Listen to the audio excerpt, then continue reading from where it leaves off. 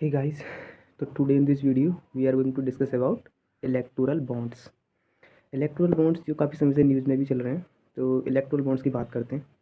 तो what is electoral bonds? तो electoral bonds जो सरकार है वो 2018 में लेके आई थी, मिनिस्ट्री ऑफ फाइनेंस लेके आई थी 2018 में इलेक्टोरल बॉन्ड्स। तो इलेक्टोरल बॉन्ड्स वो तरीका होता है जिसके थ्रू पॉलिटिकल पार्टीज़ को पैसा मिलता है चुनाव लड़ने के लिए। भाई सब जानते हैं चुनाव होते हैं, चुनाव लड़ने के लिए क्या चाहिए? पैसा, मनी, रोकड़ा। पैसा चाहिए भाई चुनाव लड़ने के लिए। तो 2018 से पहले भी चुनाव होते थे, तब भी पैसा चाहिए था। 2018 के बाद भी चुनाव हो रहे हैं, तब भी पैसा चाहिए। तो 2018 से पहले जब चुनाव होते थे तो कभी कभार पॉलिटिकल पार्टी से जो चुनाव लड़ती हैं उनसे सवाल पूछ लिया जाता था कि भाई आप ये जो पैसा खर्च कर रहे हो चुनाव लड़ने में, ये कहाँ से आ रहा है? कहाँ से आ रहा है ये पैसा? तो पॉलिटिकल पार्टीज़ के पास बताने के लिए कुछ होता नहीं था। वो सवाल देख नहीं पाते थे ढंग से आंसर।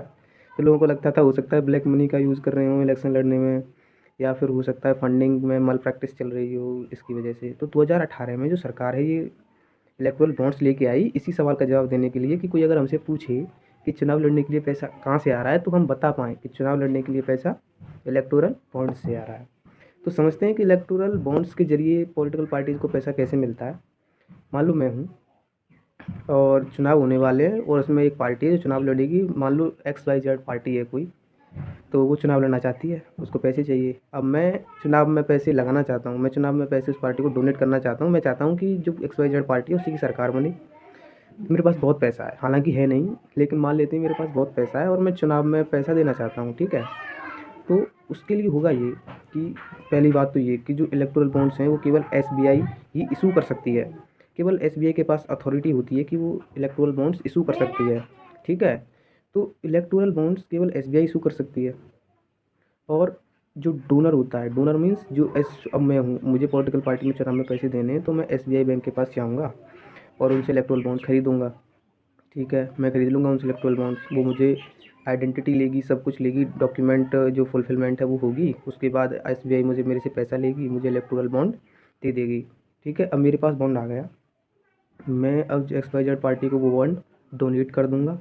और वही जिस पार्टी को मैंने बॉन्ड डोनेट करा है वही पार्टी वो सेम इलेक्टोरल बॉन्ड लेके वापस SBI बैंक में जाएगी। तो वो SBI बैंक उस XYZ पॉलिटिकल पार्टी से वो इलेक्टोरल बॉन्ड ले करके जितनी भी उस इलेक्टोरल बॉन्ड की वैल्यू है वो पैसे उसको दे देगी, ठीक है। वो पैसे उस पॉलिटिकल पार्टी को दे देगी जिनका यूज वो इलेक्शन लड़ने में करेंगी, ठीक है। तो यही है इलेक्टोरल बॉन्ड्स की प्रोसेस।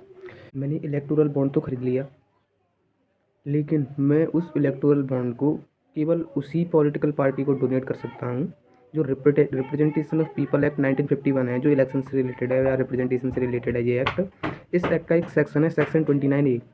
इस सेक्शन 29A में कुछ पॉलिटिकल पार्टीज़ की एक लिस्ट बनी हुई है, और जो पॉलिटिकल पार्टीज़ की लिस्ट इसमें बनी हुई है उनमें से ही किसी भी पार्टी को या किसी एक पार्टी को मैं ये अपना इलेक्टोरल बॉन्ड डोनेट कर सकता हूँ। और इनके अलावा, इन रजिस्टर्ड पार्टीज़ के अलावा कोई और पार्टी होगी तो उसी में ये इलेक्टोरल बॉन्ड डोनेट नहीं कर सकता, ठीक है। इलेक्टोरल बॉन्ड की जो वैल्यू होती है वो वेरी करती है। आपका जो इलेक्टोरल बॉन्ड है वो या तो 1,000 का हो सकता है, 10,000 का हो सकता है, 1 लाख का हो सकता है, 10 लाख का हो सकता है और 1 करोड़ का हो सकता है। और इनके मल्टीपल्स में कितने भी आप इलेक्टोरल बॉन्ड्स खरीद सकते हो। मीन्स आप 10,000 के कितनी भी इलेक्टोरल बॉन्ड्स खरीद सकते हो, 10 लाख के कितनी भी खरीद लो, 11 लाख के या 1 करोड़ के कितने भी बॉन्ड्स खरीद लो, उनको फिर डोनेट कर दो पॉलिटिकल पार्टीज़ के लिए, ठीक है।